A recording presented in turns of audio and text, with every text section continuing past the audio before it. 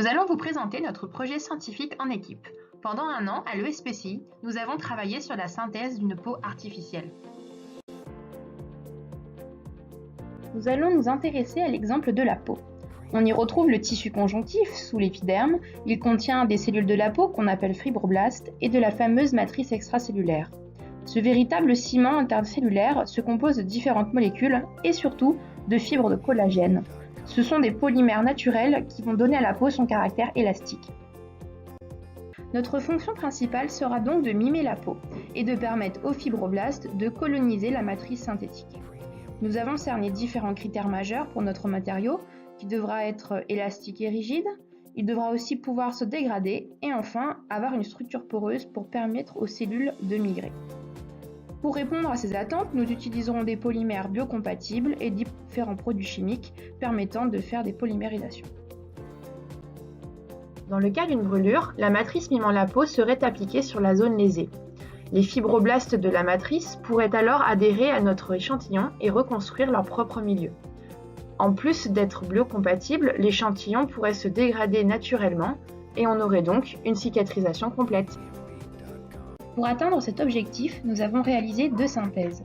Une première matrice rigide faite d'un polymère PLA sera synthétisée puis ensemencée, alors que dans le second cas, la matrice sera sous forme d'un hydrogel ayant encapsulé les cellules pendant sa formation.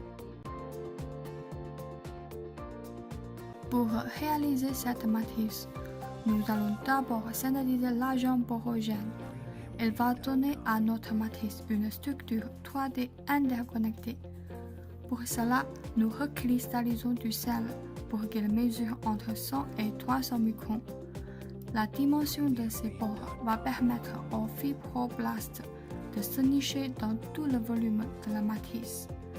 Ensuite, nous avons synthétisé le polymère qui va servir de base pour la matrice. C'est l'acide polylactique ou PLA. Nous avons utilisé du DL l'acide comme monomère. Pour savoir si notre polymère a bien été formé, nous avons fait une DSC. Nous avons mesuré la chaleur spécifique de notre échantillon sur une grande gamme de températures. La présence d'une transition vitreuse à 30 degrés prouve l'existence du polymère. En ajoutant le PLA et le cristaux de sel, nous avons pu à la fin obtenir une matrice rigide. Elle est bien poreuse avec des trous de la taille des cristaux de sel. Après avoir obtenu une matrice poreuse en 3 dimensions en polymère synthétique, nous avons voulu vérifier qu'elle était compatible avec la vie cellulaire.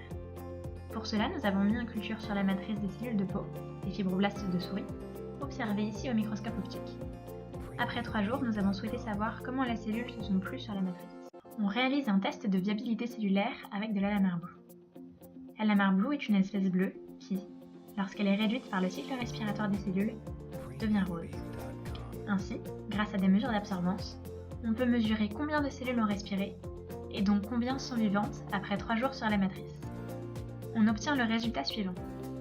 Les 5 premiers puits de la plaque contiennent de la matrice, les autres sont des témoins.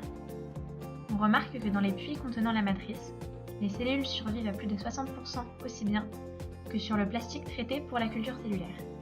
Notre matrice permet donc la vie cellulaire. On utilise le microscope électronique à balayage pour observer l'implantation des cellules sur la matrice. On observe une matrice qui est effectivement poreuse, avec une cellule qui a pu la coloniser et aller s'accrocher au fond d'un pore. Entourée en rouge, on observe plus précisément une cellule avec un phylopode, preuve que la cellule est bien accrochée sur la matrice et s'est déplacée.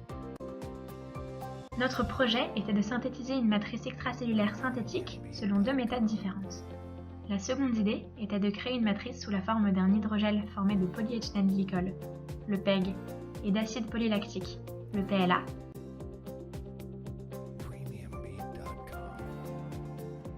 Nous avons commencé par synthétiser le monomère de l'hydrogel, constitué de PEG et de lactide. On fait d'abord réagir le lactide sur le PEG, puis on rajoute des groupements acrylates qui permettront la polymérisation sous UV. On caractérise les produits avec des spectres infrarouges et RMS. Nous avons ensuite cherché à obtenir un gel dans lequel les cellules sont encapsulées en photopolymérisant le monomère obtenu. On introduit dans une plaque 9 puits le monomère, un initiateur biocompatible, et le milieu de culture contenant les cellules, puis on éclaire la plaque avec une lampe à UV. Cependant, malgré de nombreux essais, nous n'avons pas réussi à faire photopolymériser le mélange. Il est possible que la photopolymérisation soit trop sensible à la présence de dioxygène, ou que le monomère synthétisé ne soit pas suffisamment pur. Pour conclure, nous pouvons dire que la première méthode de matrice de PLA est plus facile à mettre en place puisque nous avons réussi à obtenir une structure désirée avec des cellules qui adhèrent bien dessus. En effet, la deuxième matrice est plus difficile à mettre en place due aux conditions de polymérisation de l'hydrogel. Nous avons pu cerner les améliorations à apporter à nos protocoles, même s'il reste beaucoup de projets à mettre en place avant de créer une matrice totalement synthétique commercialisable.